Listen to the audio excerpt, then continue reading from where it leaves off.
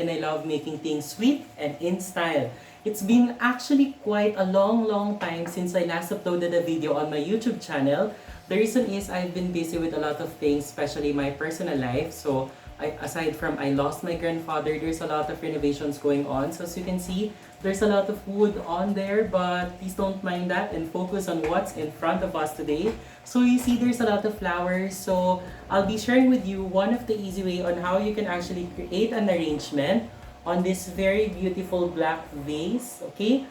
There's a lot of techniques on how you can create an arrangement, but I'll be sharing with you one of the basics or the easiest way on how you can arrange your sugar flowers or clay flowers, and then I'll be sharing with you also my tips and tricks on how I actually deal with colors, okay? Because I know there are some people who are not really, who does not have, let's say, an easy eye for colors. So I hope this helps you out, and this can guide you on your journey in creating beautiful floral arrangements, not only in sugar and clay but also in fresh flowers.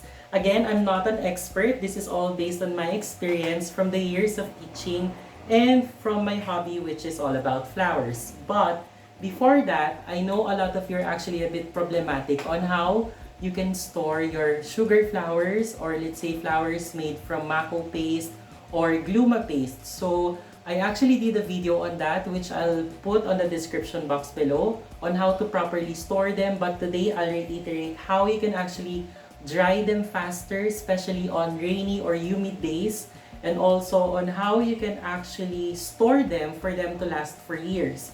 So when you are drying sugar flowers or flowers made from clay or Maco Paste on rainy season, basically you need to have an environment that is closed, okay, which is protected from the humid air or the moisture from the air. So if you don't have a closed area or let's say an air-conditioned room, I advise that you need to have a fan on your working area, and then you need to have a warm light, okay, that will actually produce warmth, and then the air from the fan will actually help it dry faster. Or if you don't have those two things, you can actually put them inside the oven, okay, and then turn on the light but not the oven itself, okay, because the heat from the light from the oven will actually help dry out your flowers faster. And then another technique is investing on a dehumidifier. So I'll be putting on the description box below about the brand that I'm using for my dehumidifier. And then moving on, this is how I actually store my flowers made out from sugar. So I'll show you a sample. This is an ordinary airtight Tupperware, which is actually microwavable. This is very cheap. You can actually buy this from a lot of grocery stores or even supermarkets. So this one, I'm not sure if you can see the date, okay? The date is November 20, 2019. And then I'll show you the berries that are actually inside here, which is about 1 year and 1 month. So it's actually 13 months old. And then it's actually still very in good condition, okay? So you see that it's not melted, okay? And then it doesn't have any molds on it, okay? So how do you do that? The first thing you need to do, determine if your paste is already dry. So let's say, for example, this one. Of course, if the piece is actually larger, it dries a bit longer. So if the piece is actually smaller, it dries faster. So this one, you need to touch your paste, okay? And always make sure that your hands is very clean, because our hands actually produce natural oils that will degrade the quality of the sugar flowers or flowers made from clay or Maco Paste or even Gluma Paste. And then, by the way, if you're interested to take up my class, you can check the description box below. I have an online class regarding the different recipes that I use for my flowers, which is at Daily Week Academy. Okay, so going back, here we have a leaf, okay? So how do you determine if it's dry? First, you will notice it's a bit harder. And then when you hold it, you can feel that it's really dry. There's no more moisture. It's not cold. So once it's like that, you need to prepare your container like this one. So the first thing I put underneath is actually silica gel, okay? Or desiccants. This is the same product that is placed on bags or let's say clothes when you buy them. This is made from chemicals. So this should never ever touch your sugar flowers or your flowers made from Maco Paste or Gluma Paste. So you put this underneath, okay, and then after that, you need to put a lot of layers of tissue paper, okay, because this will actually form a barrier with your desiccants, okay? And then after that, that's the time wherein you put your, let's say, your leaves inside, okay? And then after that, you need to cover it again with tissue paper, okay? And then that's the time you put another layer of desiccants, okay? It's up to you how many. It depends actually on how humid your area is, okay? And then after that, you need to seal it, okay? Say for example, this is our newly kept sugar flowers. So after you store them, make sure that you press all the sides so that it's really close. And then you need to store this on a dry place, protected from high humidity, okay? And then after that, you can actually check it for about 2 to 3 months, every 2 or 3 months, for you to check if how your flowers are actually doing inside.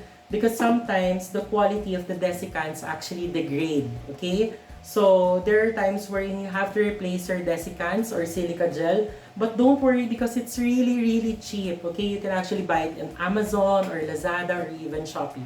Okay, so moving on, now that you know how to properly store your gum paste or your sugar flowers, I'll be linking on the description box below my older video on how you can actually preserve them. So now I'll show you how I actually arrange sugar flowers or clay flowers on a very simple vase, okay? So you've been noticing there's actually a lot. So if you're going to work with an arrangement, sorry for that, even if it's fresh flowers, you have to make sure that you lay all the colors correctly, okay? So all the cool tones are actually on this side, and all the warmer tones are actually on the other side, okay? And then what helps, especially if you don't have a very good eye when in terms to color combination, you can actually use the color wheel, okay? So my advice when you're using the color wheel, I always go on one half of the circle, okay? So let's say for example, I plan to use all the colors on this side, which is the color palette that we'll be using today. You can actually use all the colors on the other side, okay? On the upper side. And then all the colors on the opposite side, that will be your contrast colors. Because if you don't have a contrasting color in an arrangement, the arrangement would look flat, okay? Aside from it looking flat, it would look very dull or empty. So you need to have contrast colors, okay? So let's say for example, we turn it around. Let's say for example, you want to create an arrangement that is consist of all cold or cool tones. So it's gonna be on this side, okay? One half of the circle. So your contrast colors should be any color from the other side, okay? And I suggest for about maximum of only 2 or 3 contrast colors. So it won't be looking too messy or, you know, like there's so many things going on. So before we start, the very first thing you need to do is, of course, prepare all your flowers, okay? So it's all laid down on the table, okay? So you can see you have a lot of flowers and even fruits and peaches. So this is actually available on my online class again at Daily Week Academy. You can check the description box below for the link. Okay, so the first thing I do, this is an ordinary beautiful vase that I actually got from my grandfather before he actually passed away. So very thank you for that. And then it's color black. What I actually inserted here, this is the floral foam or Oasis floral foam, same as what the florist actually use. So first you need to build up your character, okay? So how do you do that? You always start with the leaves. If not leaves, you always start with the branches or other things that would actually create form on the arrangement, okay? Again, there's a lot of techniques on how you can arrange flowers, but I'm going to teach you one that is very simple and easy to follow. So what I have here is actually a caladium leaf, okay? Made from sugar. See, that's very pretty. So I'll insert it on one side and then I'll show you what it looks like. Okay, so this is what it looks like. So it's a little bit slanting and dripping down. So when you're creating a character, you should always remember the man, heaven, and earth. So which means that there is something that's really, really high, and then there is something that is actually clustered in the middle, which will actually be the man. And then for the earth, it will actually be the cascading factor, okay? The one that's actually dripping down, okay? And then here, I'll be putting another leaf. Okay, this leaf is actually a Homalonema leaf, okay? It's actually a tropical plant and I really love that. So I tried to make the version in sugar. So this is the front side, you see that? So we have a cascading factor and a very high pointing leaf. So if you turn it around, the back part is a bit empty. So we need to add another leaf here, okay? So I'll be adding one leaf here. Okay, so sometimes if your wires are too long, it helps if you have a cutter. So with regards to this cutter, this is what's specifically used for flower arrangements. This is Flart wire cutter. You can actually buy this from Japan, okay? But as far as I know, there's a lot of baking supply store who actually carry this brand. It's really, really easy to use, okay? A very good investment, by the way. Okay, so as you see here, so now there's actually form, okay? See that? Okay, so now we'll focus on the other leaves, okay? So we will build up our arrangement. So I'll insert more leaves, okay? So I inserted a rose leaf here, okay? And then I'll insert another one here. So the purpose of us doing a lot of leaves first is for you to actually build up the character of the arrangement because you don't want it to look too messy, okay? So you need to build up the layers first. Okay, so you see that? Okay, and then I'll be adding more leaves. So we're first focusing on our leaves so that we have a very nice backing, or let's say a backdrop for painting, okay? Let's say for example, if you're making a painting, of course you need to have backdrop or background. So it's the same as arranging flowers, which is very, very fun to make. And then also, if you're arranging flowers, it helps if you have a turntable like this, okay? So you can see from 360 the view of the arrangement that you're actually doing, okay?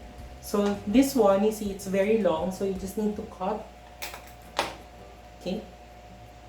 And then here, you see that, I'll actually put it, you see this part is a little bit bare, so this is where I'll be inserting the new leaf that I just cut, okay? So I want it to be cascading a little bit because this is the area wherein I would want to plaster a lot of flowers and fruits, okay? So we are almost done with our with layering our background, okay? So here you see it's actually really, really nice. So if you turn it from different directions, you should be able to see that it's actually a little bit covered for about 50%, okay? So that when you put flowers, you won't be able to see the vase, the top of the vase, or the foam that you're actually using, okay? That's very, very important. So here, I'm actually quite happy with the look. So I'll just add some leaves on this side. Okay, so we're done with the backdrop. So we will move on to our flowers, okay? So again, I will be following the color wheel. So this half, okay? So our contrast colors are actually this one. So it's gonna be the green, the blue, and the purples, all that cool tone shades. That's gonna be our contrast colors, okay? So now I'll be inserting my flowers. So what I have here is a Juliet Rose, which is actually very, very pretty. I do have a tutorial on this one. I'll put on the description box below. So I'll put it as my main flower. Okay, so this is too long. I need to cut. Okay, so I'm just inserting it here on this part. You see that? And then I have a white rose, which is actually a little bit contrasting to the peachy color. By the way, all colors of the same tone should never be placed together because you wouldn't be able to see the details of the flowers, okay? So you need to have something that will actually differentiate the two colors together. This rose is too big, okay? So I'll insert it.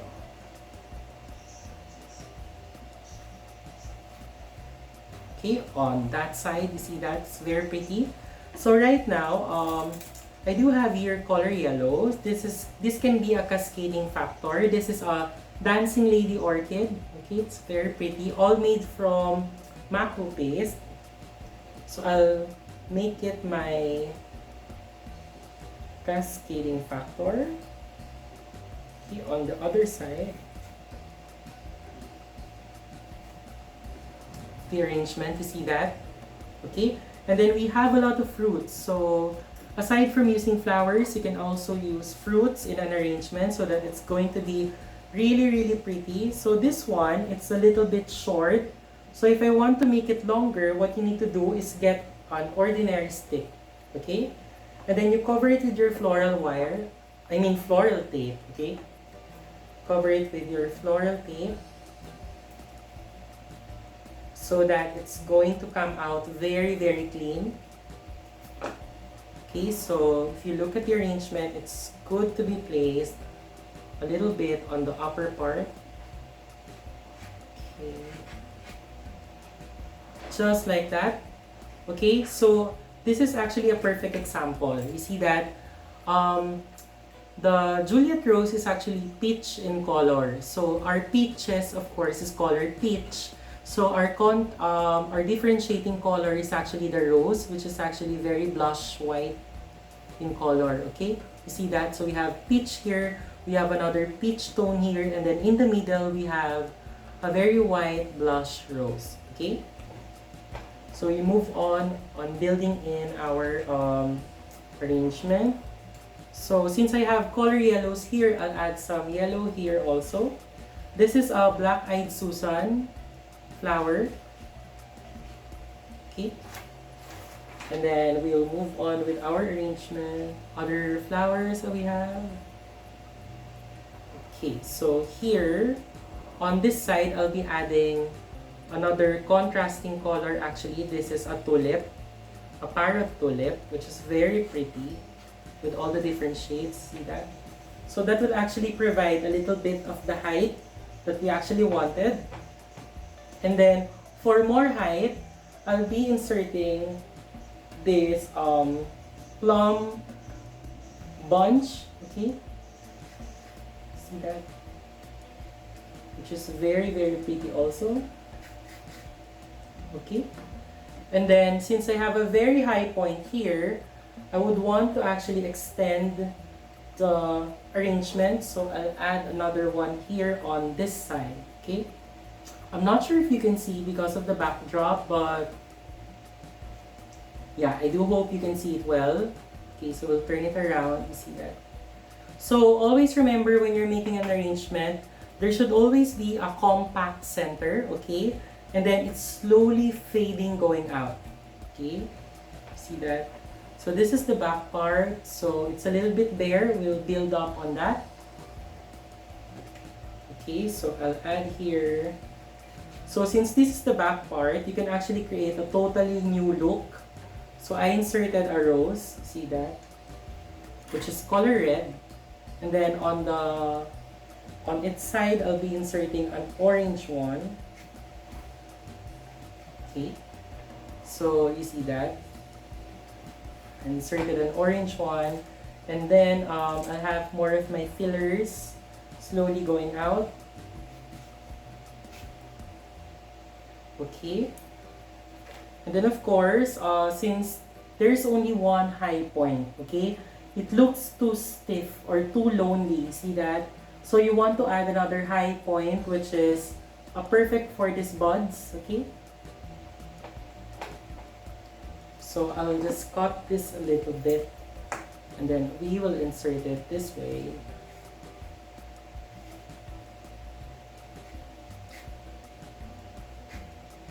Okay, there we have it. See that? So So it's actually very pretty. Actually, I think I should insert it more. Okay. So there you have it. Okay, so this area actually is still a little bit bold, so we'll add more colors on that. Okay, so we do have our, this is actually a coleus leaf, or we also call this as the painted leaf. Okay, this is coleus. So we'll add it here on the spaces that we have here so that we have the contrasting colors. Okay. And then we'll use more of that at the back part. Okay, so I'm inserting it first, and then I'll show you how it looks like. Okay, I'll tilt it over so you can see in a short while.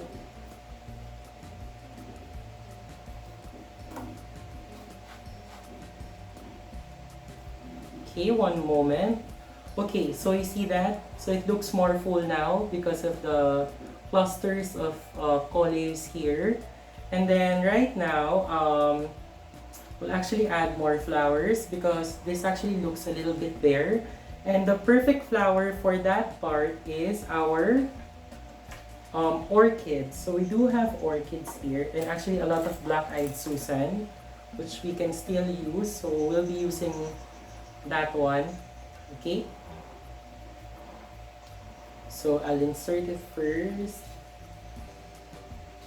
Okay, so I cut because the stem is actually too long. Okay. So one moment, I'll show you what it looks like. Okay, there. So I inserted the black-eyed Susan there. And then I'm going to have another one. Okay, so pointing to a different direction. So another tip, if you're making an arrangement, your flowers should not all be looking in front, okay? Your flowers and fruits and leaves should actually be looking at different directions because that will give the viewer a perspective wherein the flowers are actually moving. It's not too flat, there's a lot of movements going on, okay? Because they're facing in a lot of different directions. Just like, for example, this Juliet Rose is actually facing there, and then this rose is actually facing on the other side, okay? And then the black-eyed Susan is actually facing here, and then another one is facing there, okay? So the front side is actually a bit okay. So what you need is actually filler flowers. So for our filler flowers, we do have this very cute carnations. I do have a tutorial on this. I'll also put on the description box below. Okay, so I'll insert it first.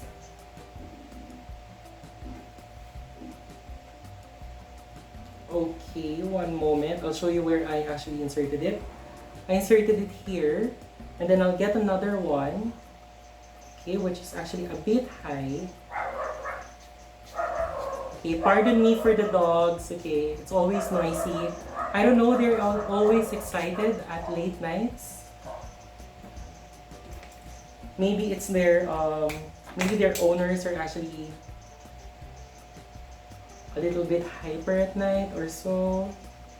Okay, so yeah, you see that? So I added a carnation here, another carnation here, and then another one here. And then we do have, these are moms, which I'll be uploading very soon on our video tutorials. Okay, so this actually adds a lot of movement in an arrangement, which I really love. Okay, so one moment, and then I'll show you where I actually placed the moms. Okay. Okay, see that? So I placed one pointing downwards, and then the other one is actually pointing upwards. Okay, and then after that, you have to assess the arrangement. At some point, you will see that it's actually quite loose. Okay, so here it's really compact, and then on this part, it's actually a bit loose. Okay, it's really light. So we want to add some finishing factor, just like this bunch of small buds, okay, or berries that would actually do the same thing or work the same thing. And then I actually have This is actually the buds or blossoms of the moms. I'm not sure if you can see, but this is what it looks like. Okay, so we'll actually insert it here.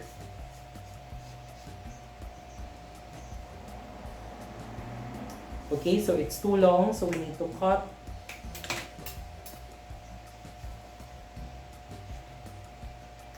Okay, so the front side is actually a little bit done. Okay, one moment. We'll just add one more flower to finish everything else. A beautiful moms. Okay, so see that? It's very, very pretty. So after that, you have to work on the sides, okay? So this is the other side that we'll be working on. It's really, really bare. So since I have a red flower here, I'll add a red flower there, which is this beautiful amaryllis. I do have a tutorial on this one also on my YouTube channel. You can check it out.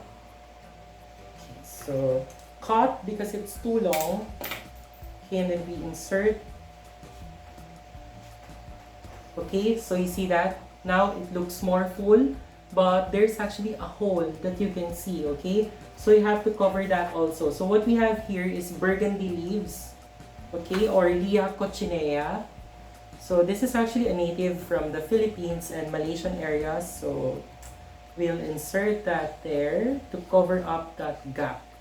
Okay, and then I'll be inserting one black-eyed Susan to actually create contrast between the two red colors. Okay, see that? Because what we have here is red and then red, orange, and then burgundy. So it's actually almost on the same tone. So you want to add a dividing color there. Okay? So I'll be inserting one black-eyed Susan to actually create that differentiating color. Okay, just like that. See that? So even if the arrangement is on this side, it looks full. Okay? And then if you turn it around, of course, this is the front side. It looks very, very nice and full. And then if you turn it on this side, you see that? So you will see that there is actually a space or a gap. Okay? So you need to insert something there. So I'll go again on my flowers. Actually, you can add another black-eyed Susan to do the trick. Okay, one moment. I'll just insert it. Okay, see that? So even if you look at this side, see that? It looks very nice and clean. Okay? And then this is the back part, which is also very pretty. You can't see any gaps or holes. Okay? And then the other side, see that? So sometimes when you see that there's a hole, like this portion here, you can actually insert some fillers or leaves on there. Okay? Because you don't want the viewer to actually see through where you actually poke the flowers, okay, or the vase. So I'll insert one here. Okay. So here I actually just added some Holly's leaves to actually cover that hole. Okay, see that? It's actually very, very pretty. So now we're actually done with our arrangement. So I'll just be adding some more details because I'm not happy with the back part because there's actually a lot of spaces going on, okay? You see this area? It's too bland. So you need to add more flowers or fillers on that part. So what I'm going to add is this prime rose, okay? So you put it on top so that it won't look too bare, okay? You need to cover up the spaces so that it's not looking a bit empty, okay? On any parts. It should always look full. Okay, one moment. I'm just adding, I do have a bud here that I wanted to insert, so I'll put it here on the middle. Okay, and then some more fillers. One moment, I'll show you what it looks like. after I inserted these cute lovely things beside this flower, wait, the stems are too long, so we cut.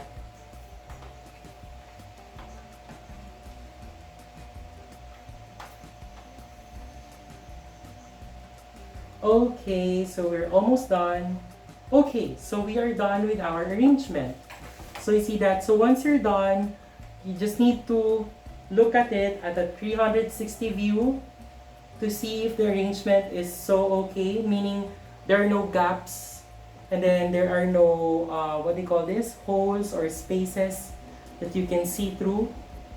Okay, so there you have it. This is our arrangement for today, very simple. So again, we follow the color wheel.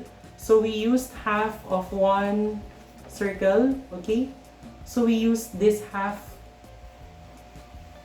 okay? And then the contrasting colors are actually on the other side. It's actually the color green, the purplish colors also, okay? See that? So this is our arrangement. And then you have a very low factor or a cascading flower or leaf. And then you have a very, very high point, which is this burgundy leaf, followed by a little bit of elevation going down, which is the buds, and then this filler flower, and then it's all compacted on the center, okay? So that's how you should create an arrangement, so that it looks balanced, okay? See that? I'm just gonna do a little twist. You see that? Right? It's very, very pretty. So for this one, let's say for example, you want it to remain like this way, not bothered by the molds or melting from humidity. You can actually spray it with an acrylic spray. So that really helps to actually prolong the life a little bit more. But if you really want to preserve it, my advice is you put this on a glass cage, vacuum glass cage that will actually protect it from the elements and the humidity.